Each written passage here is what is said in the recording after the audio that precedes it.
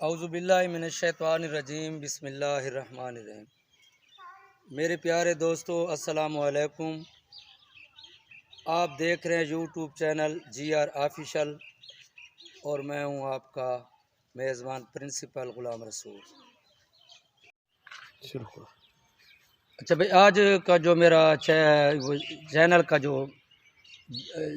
جو میرا سبق آج کا ہے نا، یہ ہے اسلام میں گداگری کی مذمت، یعنی کہ اسلام میں بھیک مانگنے کی مذمت۔ تو یہ 9ویں کلاس کا دوسرا سبق ہے اردو کا۔ تو میں یہ شروع کر رہا ہوں، اگر کچھ میرے طلباء بھائیوں نے پڑھا ہے تو ان کی دہرائی ہو جائے گی، اور جنہوں نے نہیں پڑھا کل یا پرسوں پڑھیں گے یا کچھ دنوں کے بعد، تو ان کے لیے یہ آسانی ہوگی کہ ان کے یہ ذہن نشین ہو جائے گا، اور آگے ان کے لیے بڑی آسانی ہوگی سبق کو سمجھنے اور اپنے ٹیچر صاحبان کا لیکچر سننے میں بڑی آسانی۔ اچھا، یہ جو ہے اسلام میں گداگری کی مذمت، یہ خواجہ الطاف حسین حالی نے لکھا ہے۔ وہ 1837 کو پانی پت کے مقام پر پیدا ہوئے تھے، پانی پت میں۔ تو خواجہ الطاف حسین حالی کے والد عیز بخش تھے، بہت اچھے بزرگ انسان تھے۔ تو آپ نے دینی گھرانے میں آنکھ کھولی۔ سب سے پہلے آپ نے قرآن پاک حفظ کیا، تو اس کے بعد آپ نے ابتدائی تعلیم جو تھی پانی پت میں، اور اس کے بعد مزید تعلیم حاصل کرنے کے لیے آپ دہلی چلے گئے۔ تو آپ نواب غلام مصطفیٰ خان شیفتہ کے بچوں کے اتالیق بھی رہے، اور اس نے اردو ادب میں اس سے زیادہ اصلاح لی تھی غلام مصطفیٰ خان شیفتہ سے۔ اتالیق اس کے بچوں کے اتالیق جو ہوتا ہے نا، وہ اس کو جو اسکول کے بعد جو گھروں میں استاد اکرم ٹیوشن پڑھانے جاتے ہیں نا، اس کو اتالیق کہتے ہیں۔ تو خواجہ الطاف حسین حالی ادبی تحریکوں میں، جو ادبی تحریک تھی نا، وہ اپنا سر سید احمد خان کی ان اصلاحی اور ادبی تحریکوں پر بھرپور حصہ لیا، اور ان کی تحریک کے پرجوش مبلغ تھے، بہت اچھی تقاریر کرنے والے تھے۔ تو بہت سا گہرا اثر بھی آپ نے اس کا قبول کیا اپنا سر سید احمد خان کا۔ تو آپ کو اردو کا پہلا تنقید نگار تسلیم کیا جاتا ہے۔ تو آپ نے نثر اور نظم، اور اس میں بیاق اور سوان حیات، یہ سوان عمرے لکھنے ہوگے، آپ بہت بڑے ماہر تھے، اور وہ بھی تھے، یعنی کہ بہت قابل انسان تھے۔ تو سر سید احمد خان کی جب ان تحریکوں میں حصہ لیتے تھے، تو یہ ان سر سید احمد خان کے رفقاء میں سے ایک تھے، یعنی کہ اس کے دوستوں میں سے یہ بھی ایک تھے۔ تو آپ جو بھی لکھتے تھے سر سید کی فرمائش پر آپ نے جو ہے نا ایک نظم لکھی جسے کہتے ہیں مد و جزر اسلام، جو بعد مسدس حالی کے نام سے بھی مشہور ہے، یہ بھی آپ نے لکھی تھی۔ تو آپ اکثر جو ہے مثبت تنقید کیا کرتے تھے، نقاد تھے، نقاد اسے تنقید کرنے والے۔ آپ لمبے چوڑے مضامین نہیں لکھے، آپ طریقہ اسلوب جو لکھنے کی طریقہ تو بڑا آسان تھا، مقصدیت تھی، مقصد تھا آپ کی تحریروں میں۔ ایسے لمبے چوڑی پردازی مضامین نہیں لکھتے، لمبے چوڑے مضامین آپ نہیں لکھتے تھے۔ تو آپ نے جو ہے نا 1914 میں وفات پائی، اور چند آپ نے کتابیں لکھی جن میں حیات سعدی، حیات جاوید، یادگار غالب، طبقات الارض، دیوان حالی، ایسی آپ نے وہ کتابیں اپنی لکھی۔ تو یہ اس نے جو ہے نا 9ویں کلاس کا سبق لکھا ہے، اسلام میں گداگری کی مذمت۔ آئیے اس کو تھوڑا آگے لے چلتے ہیں۔ تو یہ آپ نے اپنے مقالات حالی سے تھوڑا سا اقتباس لیا ہے۔ تو اسلام میں گداگری کی مذمت، اسلام بھیک مانگنے کو کتنا برا سمجھتا ہے، اس کو تھوڑا سا میں آپ کے سامنے پیش کر رہا ہوں، اور احادیث کی روشنی میں کہ آپ صلی اللہ علیہ وآلہ وسلم یہ اکثر اوقات بھیک مانگنے کے انسداد پر زور، انسداد کہتے ہیں روک تھام کو، بہت زیادہ زور دیتے تھے۔ جس طرح توحید اور نماز پنجگانہ کی آپ تلقین فرماتے تھے نا، اس کی بھی اتنی برائی پیش کرتے تھے کہ جو ایک مستحق نہیں ہے، غیر مستحق ہے، یعنی کہ اس پہ لگتا نہیں ہے، صاحب استطاعت ہے، امیر کبیر ہے، اور پھر بھی جو ہے نا وہ بھیک مانگتے۔ آج کل جو آپ خود دیکھ رہے ہیں کہ بازاروں میں دیکھیں، گلیوں میں دیکھیں، اڈوں پہ دیکھیں، یہ ہٹے گٹے لوگ جو ہے نا محنت مزدوری بھی کر سکتے ہیں، اور بھیک مانگ، یہ بھیک مانگنے والے لوگوں کا ایک میں آپ کو یہ بتاتا چلوں، کوئی مستقبل بھی نہیں ہوتا، نہ تم نے ان کے بچوں کو کوئی ڈاکٹر انجینئر دیکھا ہو، نہ ان کے بچوں کو تم نے کوئی عالم یا عالم فاضل یا کوئی حافظ دیکھا ہوگا بندے، بھائی ان کا کیا مستقبل ہے؟ بس صبح اٹھے، نہ نماز نہ روزہ نہ کچھ، بس منہ ہاتھ دھویا، چائے پی یا نہ پی، نکل گئے بھائی، اور سارا دن بھیک مانگتے رہتے ہیں، کھانے کی چیزیں بھی لے آتے ہیں اور نقد پیسے بھی لے آتے ہیں، پھر کھا پی کر سو گئے، پھر سو، یہی ان کا کام ہے، کوئی مستقبل ان کا نہیں ہے۔ تو آپ صلی اللہ علیہ وسلم بھیک مانگنے کی بہت زیادہ مذمت فرماتے تھے، اور خاص کر اسلام نے بہت زیادہ مذمت فرمائی ہے۔ تو بعض روایات میں اس طرح آیا ہے، ایک روایت میں ہے کہ حضرت عبد الرحمن بن عوف بن مالک فرماتے ہیں کہ جب جن لوگوں نے آپ صلی اللہ علیہ وسلم کے ہاتھ پر بیعت کی نا، تو کافی عرصہ میں دیکھتا رہا کہ وہ لوگ اتنا احتیاط کرتے تھے کہ جب اگر کسی سواری پہ سوار ہوتے اور ان کے ہاتھ سے کوڑا گر جاتا نا، یعنی کہ وہ جو چابک ہوتی ہے، چابک وہ جس سے سواری کو ہانکتے ہیں، وہ بھی گر جاتا تو وہ بھی کسی راہ چلتے کو نہ کہتے کہ اٹھا کر دو، کہ یہ کہیں سوال میں داخل نہ ہو جائے۔ حضرت عاد ابن عمر رضی اللہ تعالیٰ فرماتے ہیں کہ آپ صلی اللہ علیہ وسلم جس قدر اس سوال کو زیادہ برا سمجھتے تھے، شاید کہ میں نے کسی اور سے نہیں سنا۔ آپ فرماتے تھے کہ اگر آپ کے پاس ایک رات کا بھی کھانا ہے، ایک رات کا، اور دوسرے دن کا نہیں ہے، تو پھر بھی آپ بھیک مانگتے تو ان کے لیے حرام سمجھتے تھے۔ آپ فرماتے تھے کہ یہ ایک دن کا کھانا ہونے کے باوجود بھی کوئی سوال کرتا ہے تو یہ اپنے لیے آتش دوزخ یعنی کہ دوزخ کی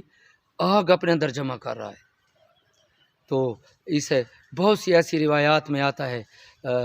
مشکات شریف کی حدیث ہے، اگر انسان بھول بھی جاتا ہے تو علماء کرام دیکھ رہے ہوتے ہیں،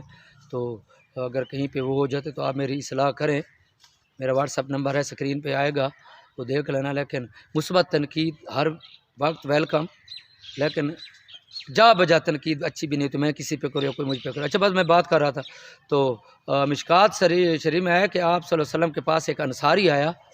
تو اس نے کہا کہ یا رسول اللہ صلی اللہ علیہ وسلم مجھے کچھ دے دو، سوال کیا مانگنے کا۔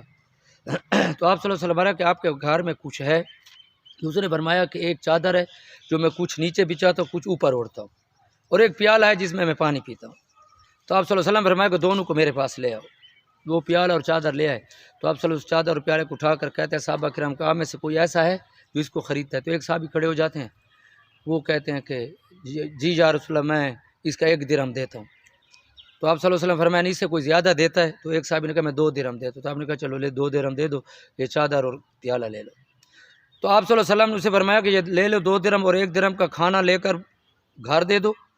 اور 1 درہم کی کلہاڑی میرے پاس لے آؤ۔ تو وہ کلہاڑی خرید کر آ گیا، تو آپ نے اپنے دست مبارک اپنے پیارے ہاتھوں سے اس کلہاڑی کے اندر لاستہ ٹھونکا اور کہا کہ جاؤ یہ، اور تم پہاڑ پہ جاؤ یا جنگل میں جاؤ اور لکڑیاں کاٹو اور بیچو اور اپنی حاجت پوری کرو، 15 دن تک میں آپ کو جہاں نہ دیکھوں۔ تو وہ چلا گیا، 15 دن کے بعد جب ہے تو اس کے پاس 10 درہم جمع ہو گئے۔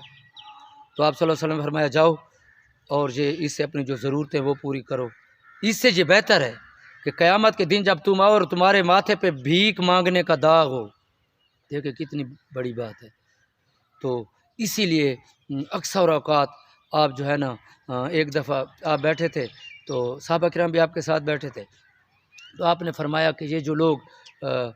مستحق نہیں ہوتے اور سوال کرتے ہیں، مجھ سے سوال کر کے لے جاتے ہیں، ان کے بارے میں بڑا فکر مند ہوتا ہوں کہ یہ دن بدن ان کی بھیک منگوں میں اضافہ ہو رہا ہے۔ تو حضرت عمر رضی اللہ عنہ فرماتے ہیں کہ یا رسول اللہ، پھر آپ ان کو دے تو دیتے ہیں؟ تو آپ صلی اللہ علیہ وسلم نے فرمایا کہ کیا کروں، لوگ مانتے نہیں، اور ویسے بھی اللہ تعالیٰ رد سوال کو جو ہے نا منع فرماتا ہے، رد سوال یعنی کہ کسی کے سوال کو موڑنا۔ تو کیا کروں، دن بدن لوگوں میں اضافہ ہو رہا ہے، آپ اس میں بڑے فکر مند ہوتے تھے آپ صلی اللہ علیہ وسلم۔ تو ایک دفعہ کا واقعہ، حضرت عمر رضی اللہ تعالیٰ بیٹھے تھے، تو ایک گلی میں صدا آواز آئی کہ میں بھوکا ہوں، مجھے کچھ کھانا کھلا دو۔ تو حضرت عمر رضی اللہ عنہ آدمی کو بھیجا کہ جاؤ اس کو بلا لا، تو فقیر کو بلا لائے، تو آپ نے اس کو پیٹ بھر کر کھانا کھلایا۔ تو کھانا کھانے کے بعد کچھ دیر گزری تو وہ پھر وہی صدا لگائی، یہی بات کہ میں بھوکا، مجھے کھانا کھلا۔ حضرت عمر نے فرمایا کہ اس کو میرے پاس لے آؤ۔ پھر جب اس آدمی کو لایا گیا تو اس کی جھولی جو تھی نا روٹیوں سے بھری ہوئی تھی، تو آپ صلی اللہ علیہ وسلم نے جھولی کے ایک سرے سے پکڑ کر سارا روٹیاں جو تھیں اونٹوں کے آگے اڈیل دیں، جھاڑ دیں، اور اسے فرمایا کہ جا تو سائل نہیں تاجر ہے۔ تو آپ صلی اللہ علیہ وسلم ایک مرتبہ یہ فرمایا تھا کہ یہ اس آدمی کے لیے سوال جائز ہے جو مستحق ہو، اپاہج ہو، آنکھوں سے نبینا ہو، اضطراری حالت یعنی کہ مجبوری کی حالت میں حاجت مند ہو اور سوال کر سکتا ہے تو اس کے لیے جائز ہے، اور جس کے ذمہ بھاری توان ہو یعنی کہ بہت بڑا قرض اس نے دن ادا نہیں کر سکتا اس کو دو، یا کسی کے گردن پہ گردن میں خون بہا کے مانیے کہ اس کا سے قتل ہو گیا ہے اور اس کا اس نے جو مالک کو کوئی پیسے دینا اور اس کے پاس ہے، اس کی امداد کرو۔ تو یہ ہٹے گٹے جو بھیک مانگتے ہیں ان کے بارے میں آپ نے فرمایا کہ اپنے لیے دوزخ آگ یعنی کہ دوزخ کی آگ جمع کر رہے ہیں۔ تو ایسے لوگ جو اللہ تعالیٰ کے نام پر سوال کرتے ہیں اور اللہ تعالیٰ کو سوال کرنے کا اوزار بناتے ہیں، اوزار کے معنی کہ اللہ کے نام پہ دے دو، اللہ کو سامنے لے آتے ہیں، خدا کے نام پہ آپ کے پاؤں پہ پڑ جاتے ہیں، اللہ کے نام پہ دے دو، تو اللہ کے نام پہ تو اگلے جان دینے کے بھی تیار ہوتے ہیں ہم وقت۔ تو ایسے لوگ مستحق نہیں ہیں اور اللہ تعالیٰ کو اوزار بنا کر لوگوں کے سامنے پہ اللہ کے نام پہ دے دو، خدا کے نام پہ دے دو، تو ایسے لوگ اپنے لیے جہنم کی آگ جمع کر، اور ایسے لوگ ملعون ہیں، لعنتی ہیں۔ تو ایک اس میں آتا ہے کہ علامہ مکری تاریخ اندلس میں لکھتے ہیں، اندلس اسپین کا پرانا نام ہے، اس میں لکھتے ہیں کہ ایک دن ایسا آیا ایک وقت کہ پورے اسپین میں اندلس میں جب ہم ہٹے گٹے لوگوں کو دیکھتے تھے بھی اسے ذلیل کرتے تھے، خوار سمجھتے تھے، بے عزت کرتے تھے، دھتکارتے تھے، یعنی کہ کچھ دیے بغیر بھگا دیتے تھے۔ تو ایک وقت اندلس میں ایسا آیا کہ ایک بھیک مانگنے والا بھی نہ رہا۔ تو اس وجہ سے میں علماء کرام اور واعظین جو مسجدوں میں گائے بگائے تقاریر کرتے ہیں ان سے درخواست کرتا ہوں، اپیل کرتا ہوں کہ ایسی باتوں کی بھی وہ تلقین کیا کریں کہ ہٹے گٹے غیر مستحق افراد کو نہ دیا کریں۔ لیکن کیا کریں آج کل تو جو ہے نا یہ روایت بن چکی ہے، نظام زکوٰۃ دیکھے جو ہے یہ بھی آپ خود دیکھیں اپنے علاقوں میں امیر لوگوں کو دے دیتے، کیا کریں وہ مجبور ہو جاتے ہیں، غریب ان کو چھوڑ نہیں سکتے، یا کوئی طاقتور لوگ ہوتے ہیں انہیں مغلوب کر لیتے ہیں۔ تو ایسی باتوں میں نہ آیا کریں، اللہ تعالیٰ آپ کو بھی دیکھ رہا ہے کہ کیا آپ یہ حق پہ کر رہے ہیں یا نہ حق پہ۔ تو اگر یہ علماء کرام اپنی یہ تقاریر اور مجالس میں اس کی بے کنی کریں، اس کو جڑ سے، بے کنی کے معنی جڑ سے پھینک دے، اکھاڑ پھینکے، تو میرے خیال میں اس بھیک منگوں کا کلا کما ہو سکتا ہے۔ تو یہ تو تھا سبق نامی کلاس کے، دوسرا سبق تھا، اور جنہوں نے پڑھ لیا ہے تو ان کی دہرائی ہو جائے گی، اور جن طلباء حضرات نے پڑھنا ہے آگے کل یا پرسوں یا، تو ان کے لیے یہ آسانی ہو جائے گی کہ میں نے پہلے سے یہ سبق آپ کو دہرا دیا ہے۔ تو اگر ایسی ویسی کوئی بات ہوتی ہے، کوئی سوال ہوتا ہے تو سکرین پہ میں اپنا واٹس ایپ کا نمبر دے رہا ہوں، تو آپ اس پہ مجھے سوال بھی پوچھ سکتے ہیں، انشاءاللہ میں مدلل جواب اور مستند جواب دینے کی کوشش کروں گا۔ اور جو میری کل کی ویڈیو ہوگی وہ اساتذہ اور طلباء کے حقوق کے بارے میں ہے کہ اساتذہ کی کیا ذمہ داریاں اور حقوق ہیں، اور ایک طالب علم کے کیا حقوق اور ذمہ داریاں، مدرسے اور سکول کے اندر اس کے کیا حقوق اور ذمہ داریاں ہیں، اور سکول سے باہر اس کے کیا حقوق اور ذمہ داریاں ہیں۔ تو میرے چینل کو ضرور سبسکرائب کیا کریں، اور اگلی ویڈیو کو دیکھنے کے لیے اس چینل کو ضرور سبسکرائب کریں۔ اور دوسری جو بات ہے، ہر اتوار کو میرا معلوماتی لیکچر ہوگا، اور یہ بھی دیکھنا نہ بھولیے گا، انشاءاللہ اس میں آپ کے علم میں بھی اضافہ ہوگا اور معلومات میں بھی اضافہ ہوگا۔ تو جو میرا اگلا لیکچر اتوار کو آ رہا ہے وہ پاکستان کے وزرائے اعظم پہ ہے، یعنی کہ جب سے پاکستان بنا ہے اور وزرائے اعظم صاحبان تشریف لائے اور آج تک یہ کیسے آئے اور کتنا دورانیہ گزارا اور یہ کیسے گئے۔ تو یہ بھی میرا معلوماتی پروگرام انشاءاللہ اتوار کے دن دیکھنا نہ بھولیے گا، ضرور دیکھنا، اور انشاءاللہ آپ کی معلومات میں بھی اضافہ ہوگا اور آپ کو بڑا دلچسپ لگے گا۔ اور اس کے ساتھ ہی اب میں آپ سے اجازت چاہتا ہوں، پرنسپل غلام رسول کو کل تک اجازت دیجیے۔ خدا حافظ، پاکستان زندہ باد۔